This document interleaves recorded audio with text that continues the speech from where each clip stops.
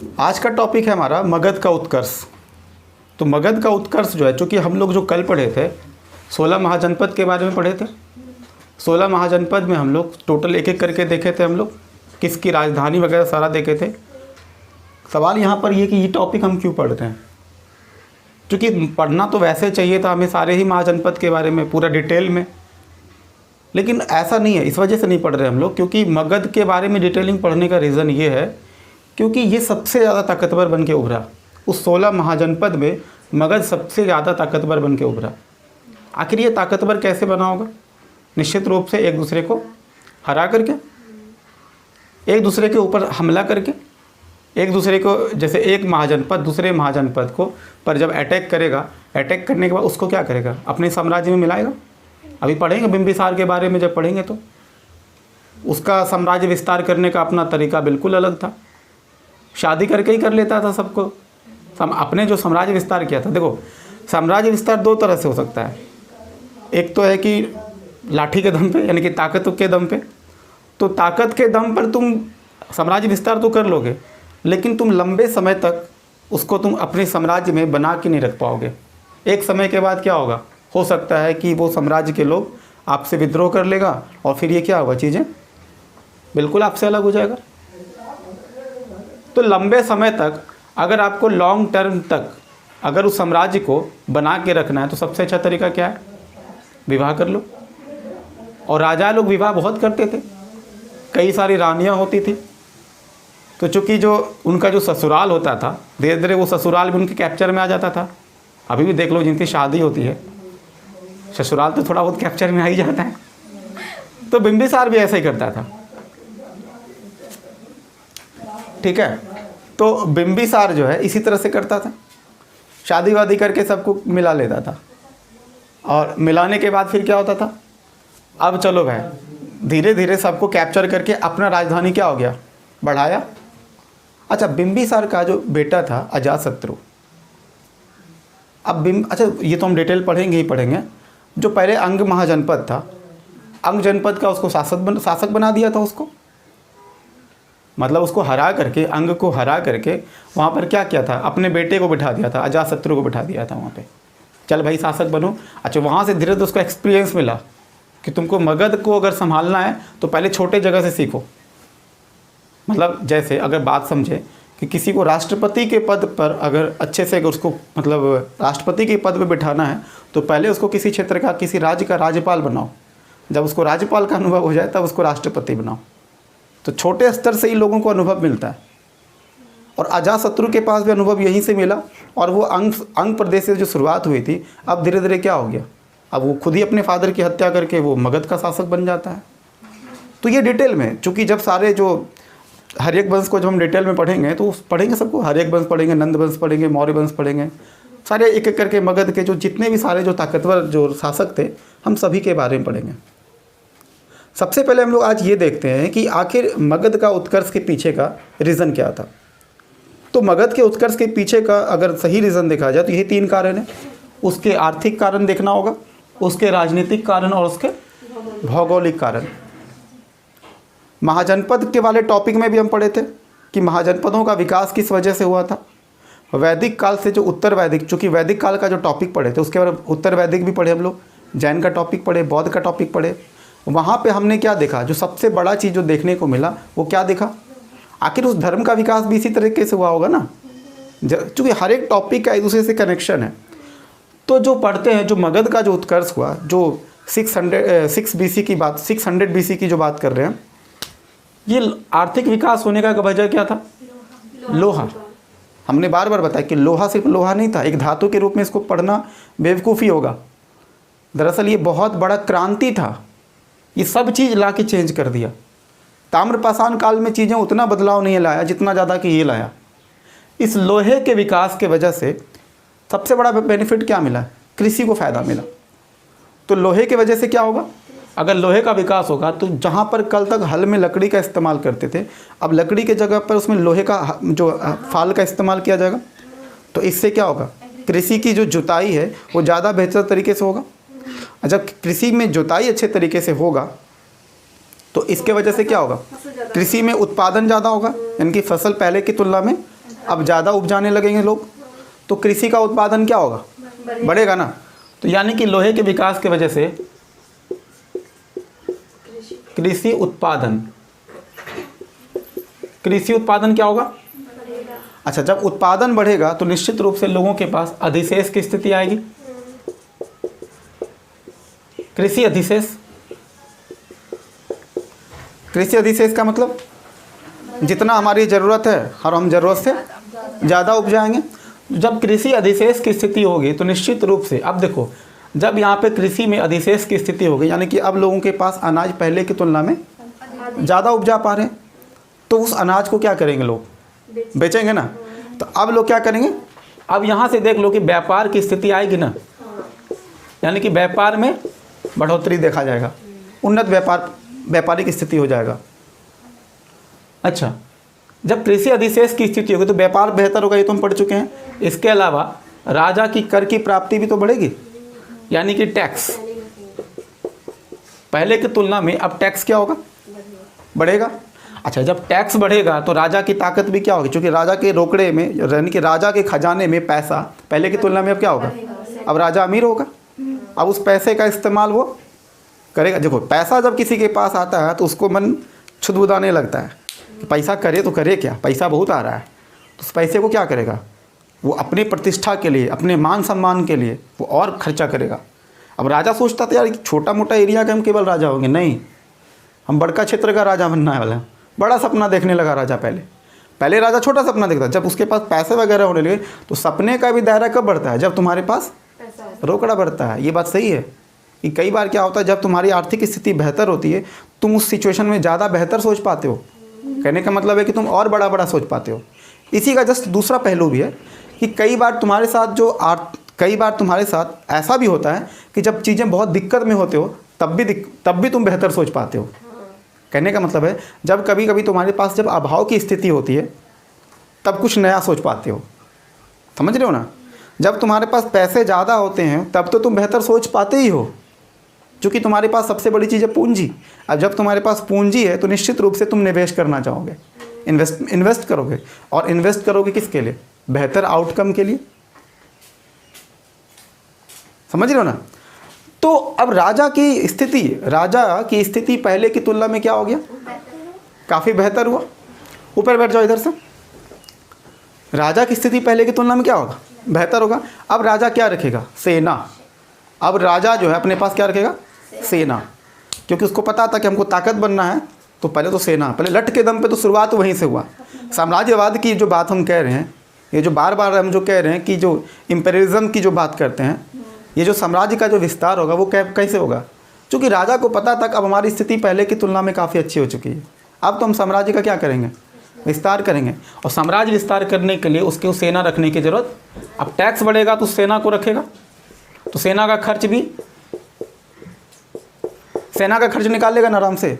अब सेना को परमानेंट नौकरी मिलेगा, उसको एकदम सैलरी के साथ मिलेगा। अच्छा, इस सेना को क्या चाहिए, हथियार। लड़ेगा क्या चीज़ से, हथियार होना चाहिए ना। लाठी से तो लड़ेगा ना ज़्यादा देर, लठ लेके कितना दिन लड़ोगे, 2 लाठी तुम दोगे, 4 लाठी खाकर भी आओगे। तुम्हारा भी कपाड़ फूटा, सामने वाले का भी कपाड़ फूटा। तो ये जो कपाड़ फोड़म फोड़ी था वो लड़ाई पहले होता था। अब लड़ाई कैसा होगा, अब लड़ाई होगा गर्दन काटने वाला, है ना। अब लड़ाई पहले की तरह नहीं होगा कि तुम उसका कपाड़ भांग कर आ गए और तुम आके वो भी निपटा दिया। तो उसमें क्या होता, लोग मरते कम थे पहले के युद्ध में।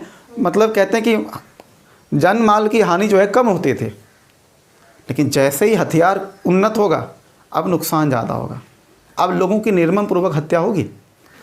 तो अब हथियार कैसा होला, मजबूत वाला, धारदार हथियार, धारदार। और ये धारदार हथियार कहाँ से होगा, लोहे की वजह से। देख लो भाई, एक लोहे की वजह से कृषि में क्रांति आया, तो दूसरा मिलिट्री पावर में भी क्रांति आ गया, हथियार। अब हथियार में धारदार हथियार होगा तो भाई अब तो कत्लेआम होगा। जिनके पास जितना अच्छा मतलब कि तलवार होगा, भाला होगा, फरसा होगा, वो उतने अच्छे तरीके से लड़ाई करेगा। अब चलेंगे भाई साहब लड़ने के लिए, लड़ेंगे, हराएंगे सबको, और सबको हरा के कहाँ आएंगे, मतलब सीधी सी बात है दूसरे साम्राज्य को जीत जाएंगे। जिनके पास जितना ज़्यादा लोहा, देखो सीधी सी बात है, जिसके पास ये लोहे का संपत्ति ज़्यादा होगा उस समय वही सबसे अमीर होता था। समझ में आया? जिसके पास जितना, जैसे आज अमेरिका को जो कहते हैं कि सबका चौधरी है, या रसिया को बोलते हैं बहुत बड़ी ताकत, क्यों? क्योंकि उसके पास आज निश्चित रूप से वेपन सबसे ज़्यादा उनके पास है। हालांकि दुनिया उसको खतरे के रूप में देखता है, लेकिन एक बात तुमको पता है, पहले की तुलना में अब युद्ध कम होता है। अब बताते हैं, एक इंटरेस्टिंग बात बताते हैं, पहले की तुलना में अब युद्ध कम होता है। इसके पीछे रीज़न क्या है? सबसे बड़ा बात है, जब तुमको पता हो कि पड़ोसी के पास ज़बरदस्त हथियार है, थोड़ा सा होगा तो फिर वो भी निपटाने की ताकत रखता है तुमको। अभी कोई कमज़ोर नहीं उस हिसाब से। तुम थोड़ा सा ऊपर बढ़ोगे तो पड़ोसी भी बहुत मजबूत है। एक झटका लगेगा, एक बम ऐसे करके फेंकेगा, एक देश साफ। कितना वक्त लगेगा? इसलिए अभी सारे देश क्या करते हैं, डिप्लोमेटिक लेवल पे बातचीत करते हैं। अगर कोई प्रॉब्लम है, मान लो इकोनॉमिकल ट्रेड वार का मामला है, या फिर सीज फायर यानी कि सीमा का जो उल्लंघन वगैरह का जो मामला होता है, या फिर जब कभी कभी मछुआरे वगैरह एक एरिया से दूसरे एरिया में जब एंट्री कर जाते हैं, तो जो भी समस्या, जो बॉर्डर से रिलेटेड जो प्रॉब्लम्स होती है, तो अब उस पर क्या करती है, अब उस पर सरकारें आपस में बात करती हैं डिप्लोमेटिक लेवल पे। यहाँ के राजनयिक वहाँ जाते हैं, वहाँ के राजनयिक चूँकि यहाँ पे रहते हैं, इसलिए राजनयिक भवन भी देखो, एम्बेसी जिसको कहते हैं, वो बनाए हम लोग। उस एम्बेसी में एम्बेसडर रहते हैं, उसी को राजनयिक बोलते हैं। अब वो डिप्लोमेटिक लेवल पे वो क्या करते हैं, बातचीत करते हैं सरकार से। बातचीत, चूँकि अब जो है लोग झगड़े का सॉल्यूशन जो कैसे निकालते हैं, बातचीत के माध्यम से। और पहले लाठी लेके रखता था, मार कर आए, अच्छा चलो जा कर के हम भी जाकर होंक कर आते हैं। इसी चक्कर में कभी कभी खा कर भी आ जाते थे, जाते थे पिटने, पिट कर आ गए। तो सन्नी देओल तो तुम हो नहीं फिल्म के, जो आराम से जाएंगे। वो मजदूर का हाथ कातिया वाला बात तो है नहीं यहाँ पे ना, कि 2.5 किलो का हाथ जिस पे पड़ता है अब वो रह जाता है, उठता नहीं आदमी, उठ जाता है। तो वो 2.5 किलो का हाथ रियल लाइफ में नहीं चलता है। यहाँ पर क्या होता है कि जब तुम सामने वाले लड़ने जाते हो, 2-4 फाइट लगाओगे तो 1-2 फाइट वो भी लगा देगा, तो निकल जाएगा साइड से ऐसे। फिर पड़ोसी को बताते रहिए तो वो दरअसल गिर गए थे, चोट यहाँ पे लग गया था, बताना, बहाना बताना इसको। अब पता, अब पड़ोसी को पता है, पिट कर आया है, क्या बोलेगा, सच्चाई ये है। तो ठीक है, तो ये लोग भी पहले जाते थे जब लड़ाई करने के लिए, मगध के सेना लोग, तो पीटने भी जाते थे, तो पिट के भी आते थे। लेकिन अब जब हथियार होगा तो एक एक सेना 10-10 सैनिकों पर भारी पड़ेगा। अब ये हथियार लेकर के जाएंगे और जा करके एकदम कत्लेआम मचाएंगे। तो पहले की तुलना में अब शुरुआत में बता रहे, उस समय की बात करें, युद्ध बहुत तेज हुआ। अच्छा, हम जो बात कहना चाह रहे थे, फिर वापस इस टॉपिक पर आते हैं। हम ये कहना चाह रहे हैं, पहले हम लोग के गांव घर में पड़ोस में झगड़ा ज़्यादा होता था कि कम होता था? ज़्यादा होता था। क्यों? क्योंकि पता था कि लाठी वाला मार है, मरेगा कोई नहीं, उठम बजड़ी करेगा, मारपीट करेगा, यही होता था पहले। और अब क्या होता है, अब उसको पता है कि मामला अगर सीरियस हो गया, चाहे छोटे से बच्चे का ही मामला क्यों ना हो, अगर 2 बच्चा, मान लो पड़ोस का 2 बच्चा आपस में खेल रहा था और चिंटू पिंटू आपस में लड़ गए। अब चिंटू आया ऐसे करके पप्पा को दिखाने के लिए, पापा ये देखो मारा है। पापा कहेगा बेटा ऐसा है, चलो निपटाते हैं उसको भी। तो पापा भी गए पिंटू के पापा से भेंट करने, देख ले तुम्हारा छोकरा क्या किया है। तो वो भी उसको बुलाएगा, तो बोलेगा कि अब वहाँ पहले क्या होता था, चीज़ें कंप्रोमाइज़ होती थी। पहले पुराने ज़माने में ये भी चीज़ देखते थे कि जब तुम्हारा बच्चा कहीं से लड़ाई करके आता था तो पहले वही खाता था मार, कि तुम लड़ाई करने क्यों गया। तो दोनों बातें होती थी, लड़ाइयाँ भी खूब होती थी पहले। अब क्या होता है, उसको पता है कि अब मामला अगर सीरियस गया तो अब पुलिस में ज़्यादा मामला चला जाता है। पहले उतना पुलिस में मामला, पहले क्या होता था, जो है आपस में रफा दफा कर लो। अब क्या होता है मामला, अब तो जाएगा भैया थाने, चलो वहीं पर होगी। सबसे बड़ा बात है, थाने जाओगे तो पुलिस सुताई करेगा वो अलग, उसके बाद जो आर्थिक नुकसान है, जो अंडर टेबल जो पुलिस खाता है, वर्दी वाला गुंडा, इस गुंडे से तो बच गए, उस गुंडे से कौन बचाएगा। और कायदे से अच्छा पुलिस वाला मिल गया तब तो बात छोड़ो, वरना राम भरोसे रहो। सेटिंग करके जो बिहार पुलिस का एग्ज़ाम जो क्लियर करते हैं, उनसे हम कितना उम्मीद करते हैं। हम तो बस मनाते हैं ऊपर वाले से कि भैया वो जो क्या बोलते हैं, सब्जी वाला, ठेला वाला, वो जो ट्रक वाले से जो 10-10, 5-5 रुपया जो वसूलते रहता है, उनकी क्या हालत होगी। हम तो उन पे तरस आता है कि ऐसे लोगों का सिलेक्शन होने से उनका क्या हाल होगा। एक तो पहले से बेहाल है, और ऐसे चौपट लोग, सीधी सी बात है, जब आपका किसी चीज़ को पाने का तरीका ही गलत है तो निश्चित रूप से आपके माइंडसेट में क्या चल रहा है, चीज़ें नेगेटिव चल रहा है ना। आप हर समय शॉर्टकट को तलाश रहे हो। आपका सिलेक्शन हुआ, पता चला वहाँ जा कर के भी क्रांति कर रहे हो, उसी दम पर आप जो है बिल्डिंग बना रहे हो, फिर गांव में आके हीरोगिरी दिखाओगे। देखो हम इतना बड़ा बिल्डिंग पीट लिए। तो आप सीधी सी बात है ना कि सफलता का तरीका कैसा होना चाहिए। सफलता का वो तरीका नहीं होना चाहिए कि किसी को बताने में अपना सफलता का राज जो है आने में शर्म लगे कि मेरे सफलता का राज क्या है। आप सक्सेस करो, लेकिन उस सक्सेस का राज बताने में किसी को मतलब कि बताने में आपके अंदर वो शर्मिंदगी महसूस ना हो। आप कॉन्फिडेंस के साथ बताओ कि हाँ हमने मेहनत किया और उसी दम पे हमने सक्सेस पाया। जबकि रियलिटी तो आप जान ही रहे हो कि कहाँ से 70, 75, 80 क्वेश्चन ऐसे आराम से होता है और उसको छाप करके क्या करना है, हो गया।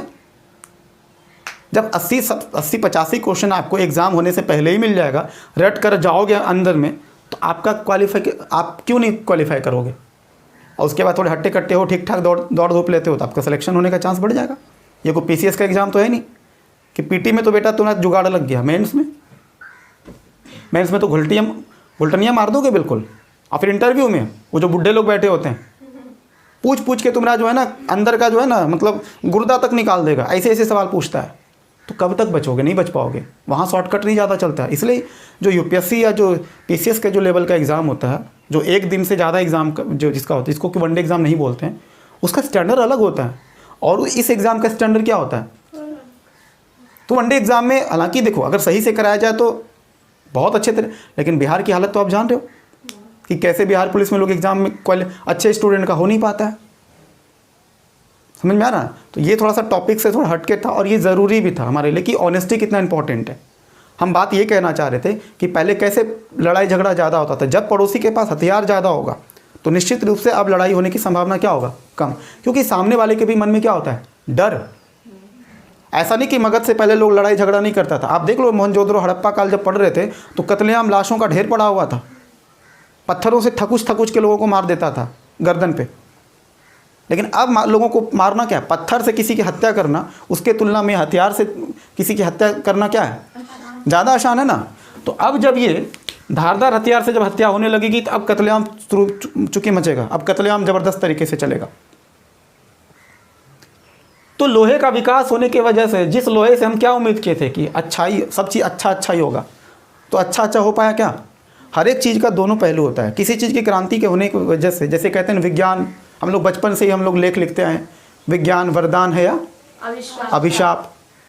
अब लेख लिख के परेशान है, बचपन से ही लिखे हम लोग। लेकिन देखते हैं ना निगेटिव पॉजिटिव दोनों चीज़ है। लेकिन चूंकि किसी चीज़ के नेगेटिव आने के वजह से हम पॉजिटिव को नहीं छोड़ सकते। दुनिया हमेशा एक सकारात्मक पहलू को देखती है, क्योंकि लोगों को आगे बढ़ना है तो हमेशा हर चीज़ में पॉजिटिव देखना चाहती है।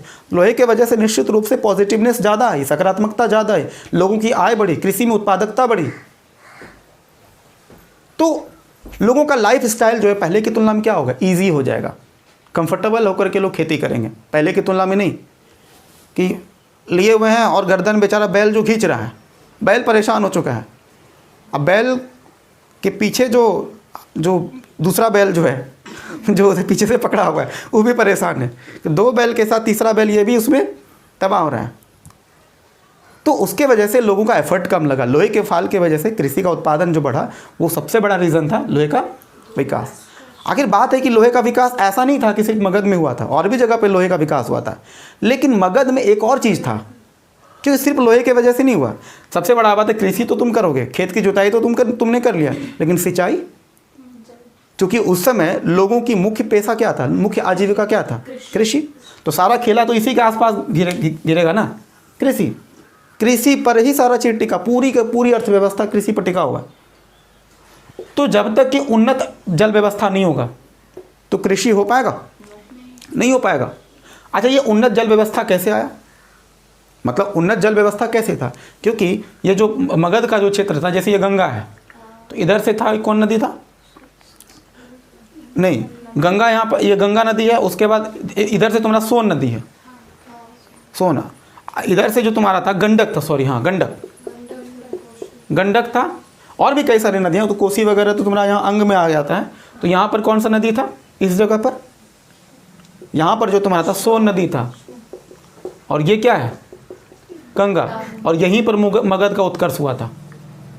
समझ रहे हो, ये नदियों का तंत्र कितना ज़बरदस्त है, नदियों का जाल है। पानी का दिक्कत होगा क्या, अच्छा पानी का भी दिक्कत नहीं होगा, प्लस हर साल बाढ़ भी आता था। तो सिंचाई की व्यवस्था क्या होगी, ज़बरदस्त। तो भैया इसके वजह से सिंचाई क्या होगा,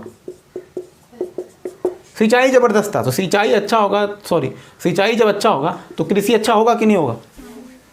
अच्छा, तो पानी भी मिल गया, हल खेत जोतने के लिए लोहा का भी ज़बरदस्त रहा। उसके बाद जलोढ़ मिट्टी। अब चूंकि बाढ़ हर साल आता था, तो जिस नदियों में बाढ़ बार बार आता है, तो बाढ़ का मतलब क्या, वो फिर क्या करेगा, कहीं ना कहीं से मिट्टी वो उठा करके लाएगा और नई जगह पे उसको जमा कर देगा।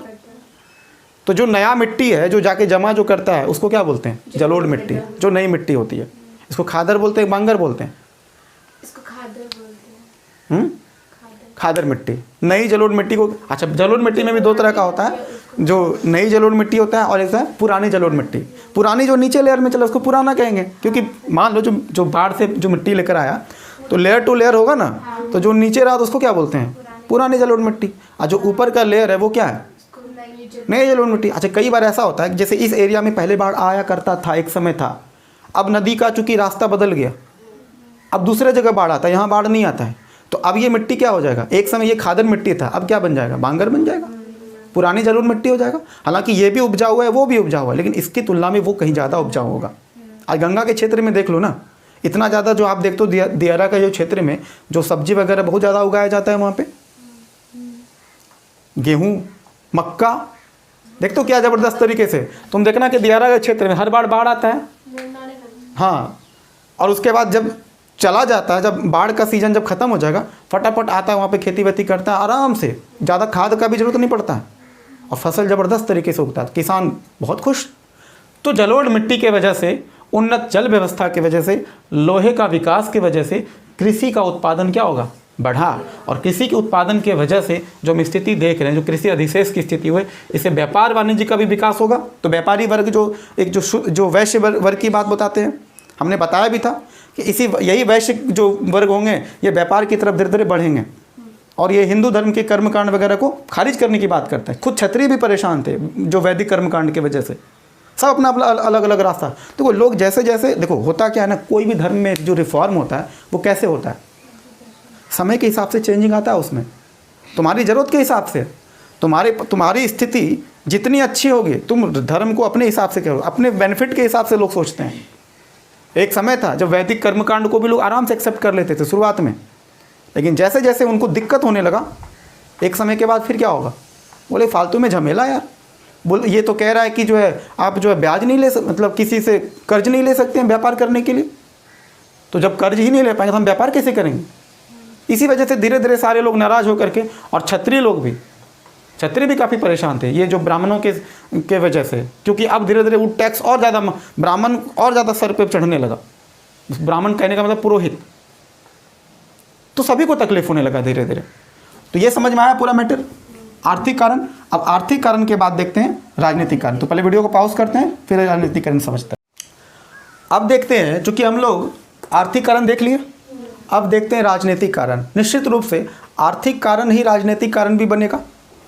तो मगध के जितने भी शासक थे, चाहे वो हर्यक वंश के, चाहे जो भी शासक थे, चाहे वो शिशुनाग वंश के हो, चाहे वो नंद वंश के हो, या फिर मौर्य वंश के हो, सबसे खास बात है कि जितने भी शासक थे सब ताकतवर थे, कोई कमज़ोर टाइप के नहीं थे, सभी लोग थे, सब लोग ताकतवर कह सकते हो, सब अपने आप में हीरो था, ठीक है।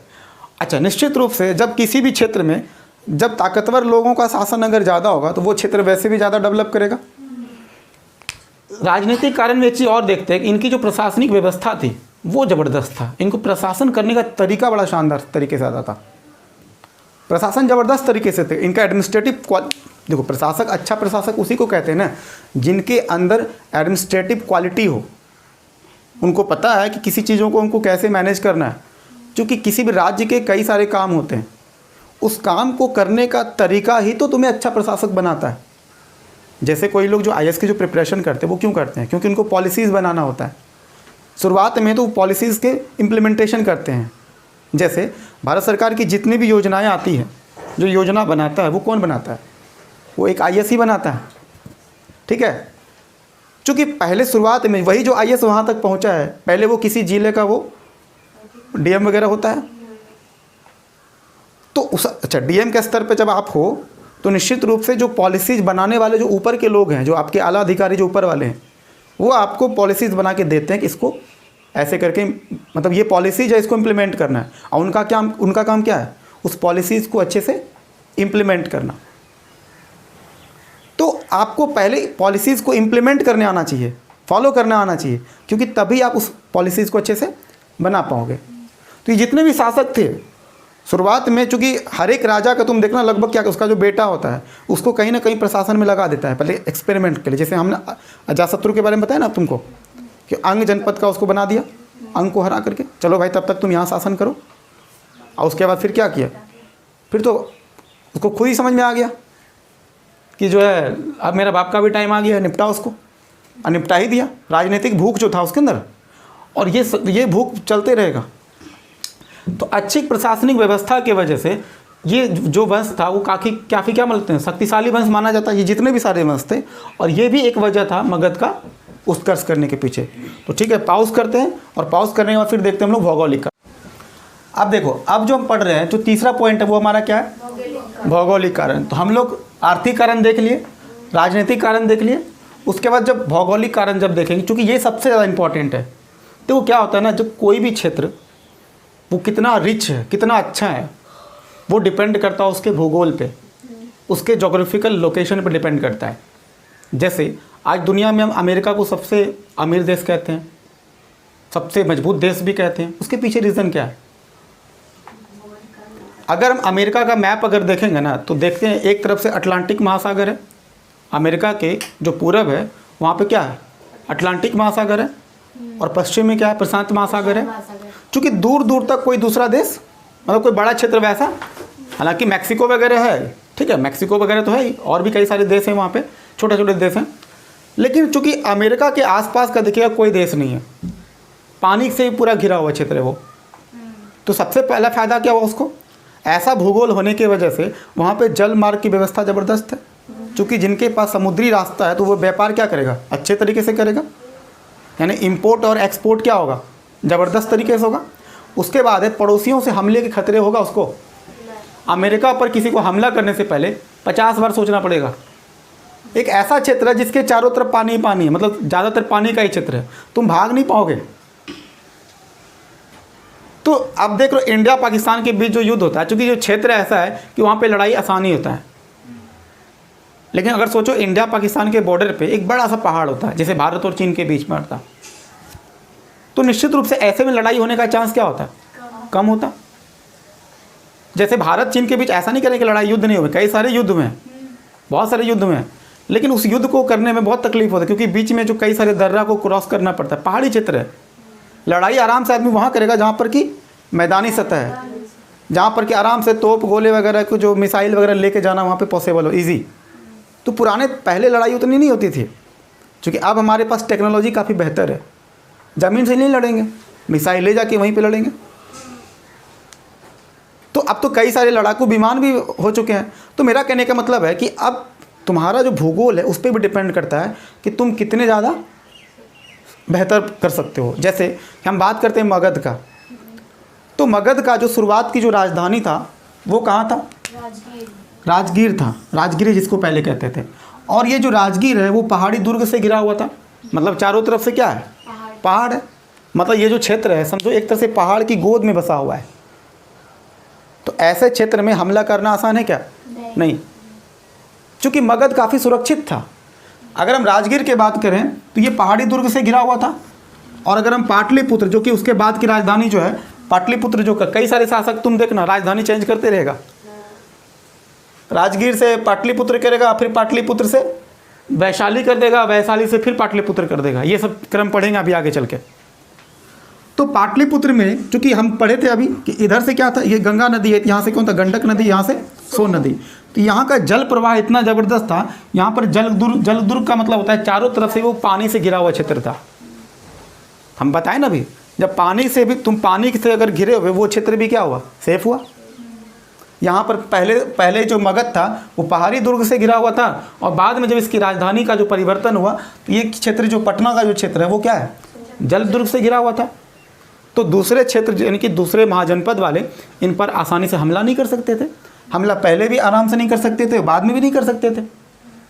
ध्यान देना, इन पर हमला नहीं हो सकता था, लेकिन ये दूसरे पे हमला ज़रूर कर सकते थे। ये जाते थे आराम से, सेना उना लेके जाते थे, ये अपने आराम से मांद से निकलते थे, बिल से निकले, क्योंकि बिल में जाने की सबकी पावर है नहीं। अगर हम समझने की बात करें तो ऐसे मोटा मोटी मजाक के भाव में अगर कहें तो एक तरह से क्या सेफ जगह है, कोई बाहरी एंट्री करके लड़ाई करके यहाँ से भाग नहीं पाएगा, क्योंकि उसको वो, अब देखो पहाड़ी क्षेत्र में क्या होता है कि भागना किधर से है, लड़ने तुम चले गए, लेकिन जब तुम भागने की बात होगा तुम रास्ता नहीं भूलो, चूँकि लोकल आदमी वही केवल लड़ सकता है जिसको रास्ता पता है, वो भाग जाएगा, बाहरी लोग नहीं लड़ पाएगा। अच्छा, फूलन देवी का ये कहानी सुने हो, वो जो मध्य प्रदेश का जो आसपास का जो एरिया है, बुंदेलखंड का जो आसपास का जो एरिया है, देखे थे, वो भी बिहार क्षेत्र है, एक बिहार क्षेत्र है, सुनसान क्षेत्र है। वहाँ पे पुलिस लोग जाता था तो किसी डाकू को पकड़ नहीं पाता था। तो डाकू को क्यों नहीं पकड़ पाता था? क्योंकि रास्ता ही ऐसा था, जाता था पुलिस खुद ही खो गया। अब खुद ही मदद ले रहा है किससे? डाकू से, कि भाई निकाल दो क्या, किधर आ गए यार, पता है भूल भुलैया वाला रास्ता है, और डाकू मजे ले रहा ऊपर से बैठ के। सुशांत सिंह राजपूत वाला जो फिल्म आया था, वो क्या नाम था उसका? नहीं, इधर एक फिल्म आया था सुशांत सिंह राजपूत का, हम नाम भूल रहे फिल्म का, बियर्ड पे इसी तरह बना था, मनोज वाजपेयी है, सुशांत सिंह राजपूत है, बहुत शानदार फिल्म है, ध्यान नहीं आ रहा फिल्म का नाम। सोन चिड़िया फिल्म शानदार। उसने देखो बिहड़ का सीन कितना अच्छे तरीके से दिखाया है, अब कैसे पुलिस को चपत लगाता है। ठीक है, तो भूगोल बहुत मायने रखता है, किसी क्षेत्र का भूगोल कैसा ही बहुत मैटर करता है। हम पढ़ते हैं बार बार ना कि शुरुआत में हरियाणा, पंजाब और राजस्थान के क्षेत्र में हमले बहुत ज़्यादा थे। जो दूसरे जो अरबी शासक वगैरह जो थे, तो वो लोग जब हमला करते थे अरब के, या फिर जो मंगोल वगैरह जो शासक जो हमला करते थे, तैमूरलंग सब जो हमला करते थे, वो आखिर उसी एरिया में क्यों हमला करते थे? वही हरियाणा पंजाब के क्षेत्र में। पहला बात तो वो बॉर्डर के एरिया में पड़ता है, और वहाँ पे कोई उस तरह का पहाड़ी क्षेत्र नहीं है, मैदानी क्षेत्र, एंट्री करना आसान है, घोड़े को ले जाना वहाँ पे ईजी है। अच्छा, हमला करने के बाद फिर वो लूट कर भी आराम से ले जाते थे, इसीलिए ऐसे क्षेत्र में हमला ज़्यादा होते थे। और चूँकि वो एरिया भी क्या पश्चिम भारत का क्षेत्र है, तो वहाँ से एंट्री करना ईजी है, जबकि चीन की तरफ से एंट्री करना मुश्किल था। श्रीलंका से तुम एंट्री करके नहीं आ पाओगे लड़ने के लिए, आओगे तो फिर मुश्किल है तुमको, समंदर के रास्ते में भागना बहुत मुश्किल होता है। ठीक है, तो देखो, तो पाटलिपुत्र हो चाहे राजगीर हो, दोनों ही सुरक्षा के हिसाब से देखा जाए, भौगोलिक सुरक्षा के हिसाब से देखा जाए तो काफ़ी सुरक्षित क्षेत्र था।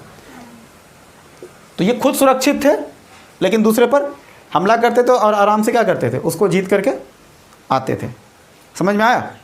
तो पहले खुद सुरक्षित हो, तभी तुम किसी दूसरे पर हमला कर सकते हो। ठीक है, उसके बाद जो तीसरा जो भौगोलिक कारण जो देखते हैं, चूँकि मगध का जो क्षेत्र था वो पहले जंगल बहुत ज़्यादा था यहाँ पे, तो जंगल अगर ज़्यादा होगा तो निश्चित रूप से जंगली जानवर भी होगा, और जंगली जानवर के अलावा लकड़ी भी होगा।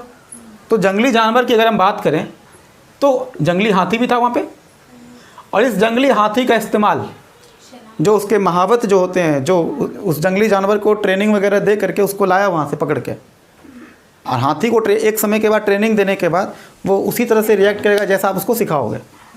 उस जंगली हाथी को पालतू बना करके उसको क्या किया गया, उसको सेना में शामिल कर दिया गया। और ये जब सेना में शामिल हो जाएगा तो इससे सेना की ताकत क्या होगी, बढ़ेगी, क्योंकि अब तुम्हारे पास बहुत बड़ा चीज़ है। अब जब ये हाथी जाएगा, जब युद्ध वगैरह होता होगा, सोचो जब ये लड़ने के लिए जाता होगा तो आधा से ज़्यादा काम तो वो हाथी खुद ही निपटा देता होगा। सामने वाला आ रहा है घोड़ा से, ये आ रहा हाथी से, निपटा देगा। एक बार रखेगा जैसे पैर ऐसे, उसका तो चटनी बन जाएगा ना, उसका तो जूस निकल जाएगा उस आदमी का। समझ रहे हो? तो हाथी, अब जंगली वगैरह जानवर को शामिल करने से अब मगध का सेना, चूँकि अब देखो हथियार ज़बरदस्त है लोहे की वजह से, जंगली हाथी भी आ गया, तो अब तो इनका मिलिट्री पावर क्या हो गया, बढ़ गया पूरा। उसके बाद जंगल, लकड़ी की प्रचुरता थी, मैंने बताया आपको, तो लकड़ी ज़्यादा होगा, उस लकड़ी का इस्तेमाल भी तो करेगा। मगध के जो घर जो थे, ज़्यादातर घर वो किस चीज़ के बने हुए थे, लकड़ियों के घर बने हुए थे, लकड़ियों के महल थे। इसलिए कहा भी जाता है कि मगध में जो आग वगैरह जो था, आग से लोग बहुत डरते थे वहाँ पे, क्योंकि अगर आग लग गया तो फिर साफ हो जाएगा। तो मगध में चूँकि लकड़ी की प्रचुरता होने की वजह से वहाँ पर रथ बनाने, जैसे कि चूँकि जब लड़ाई वगैरह होगा, या फिर राजा को भी रथ तो चाहिए ना, अच्छा, उसके अलावा ईंट पकाने में भी ईजी हुआ, तो धीरे धीरे बाद में जाकर क्या होगा, पकी हुई ईंट का घर बनने लगेगा, वो बाद में जाकर के होगा। हालांकि हड़प्पा काल में लोग पकी हुई ईंट का इस्तेमाल करते थे, फिर जब ग्रामीकरण हुआ तो लोग फिर से कच्ची ईंट का इस्तेमाल करने लगे, लकड़ी का घर में इस्तेमाल करने लगा। अच्छा, इसके अलावा घर बनाने में लकड़ी का ज़बरदस्त इस्तेमाल हुआ। तुम पढ़े अभी, राजा लोग अपना जो महल बनाएगा, जो दुर्ग वगैरह बनाएगा, उसमें लकड़ी का इस्तेमाल करेगा, उसका गेट वगैरह जो बनेगा मोटा मोटा गेट बनाएगा, तो सुरक्षा के लिए लकड़ी का इस्तेमाल करेगा, मोटा मोटा दरवाज़ा खिड़की वगैरह एकदम मजबूत बनाएगा। तो ये सारा जो रीज़न है, इसके अलावा और चौथा पॉइंट अगर देखते हैं तो चूँकि पहले छोटा नागपुर का जो क्षेत्र है, जो आज हम झारखंड का जो क्षेत्र बोलते हैं, वो पहले मगध में ही शामिल था। और हम लोग जानते हैं कि छोटा नागपुर का जो क्षेत्र है, वहाँ पर लोहा एस की कितना ज़्यादा है, तो मिनरल्स के मामले वो क्या है, बहुत ही समृद्ध है। तो मिनरल्स क्या है, काफ़ी रिच है। अच्छा, लोहा एस की प्रचुरता जब होगा, निश्चित रूप से लोहे का, चूँकि छोटा नागपुर का क्षेत्र जब इसमें था तो लोहा एस की प्रचुरता था, इसके वजह से क्या होगा, लोहा ज़्यादा मात्रा में निकलेगा। और जब लोहा ही ज़्यादा निकला तो फिर तो मामला वहीं पे तो है अटका हुआ। तो लोहे का पूर्ति कहाँ से पूर्ति होता था, छोटा नागपुर का क्षेत्र से, जंगल से जंगली हाथी, लकड़ी की प्रचुरता। पाटलिपुत्र और जो राजगिरी देखे वो चूँकि काफ़ी सुरक्षित राजधानी था, चूँकि राजधानी सबसे ज़्यादा ज़रूरी है सुरक्षित रखना। तो ये सारे तमाम कारण थे। ये जो हम पूरा टॉपिक हम जो पढ़े हैं अभी, ये यही रीज़न था कि मगध इतना ताकतवर क्यों हुआ। तो हम लोग जो पढ़े आर्थिक कारण और राजनीतिक कारण और जो भौगोलिक कारण था, ये तीनों ही एक दूसरे से क्या है, लिंक है। क्योंकि अगर ये कंडीशन नहीं होता तो राजनीतिक अच्छी राजनीति हो पाती वहाँ पे, यानी कि राजनीतिक व्यवस्था कहने का मतलब है कि अच्छा प्रशासन हो पाता। जब राजा के पास इनकम ही नहीं होता, तो जब राजा को टैक्स ही नहीं मिलता, राजा को अच्छा सेना ही नहीं मिलता, राजा को लोहा ही नहीं मिलता, राजा को ये हाथी नहीं मिला होता, तो उसकी राजनीतिक स्थिति अच्छा होगा। पॉलिटिकल पावर की जो हम बात करते हैं, वो पॉलिटिकल पावर किस पे डिपेंड करता है, इकोनॉमिकल सिचुएशन और जोग्राफिकल सिचुएशन, जोग्राफिकल लोकेशन की बात करें कि आपका जो क्षेत्र है वो कैसा क्षेत्र है। एग्जाम्पल के तौर पे समझो, यूपी और बिहार के बारे में क्या बोला जाता है कि काफ़ी गरीब क्षेत्र है, पिछड़ा क्षेत्र। वो क्यों पिछड़ा क्षेत्र है, यहाँ पर जो पिछड़ापन का जो सबसे बड़ा रीज़न है वो है पॉपुलेशन। क्योंकि पॉपुलेशन अगर बढ़ेगा, देखो रिसोर्स नहीं बढ़ता है, समझे, तो रिसोर्स तो बढ़ना नहीं है, और रिसोर्स की तुलना में पॉपुलेशन बढ़ गया, तो जब रिसोर्स की तुलना में पॉपुलेशन अगर बढ़ेगा तो सभी लोगों का ज़रूरत पूरा हो पाएगा, नहीं, सभी को दिक्कत होगा।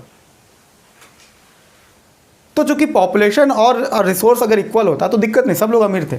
लेकिन चूंकि अब क्या हुआ, बिहार और यूपी की जब बात करें तो यहाँ पे पॉपुलेशन ज़रूरत से ज़्यादा बढ़ गया, फर्टिलिटी रेट बहुत ज़्यादा है, ह्यूमन फर्टिलिटी रेट उसको कहते हैं, और संसाधन कम है।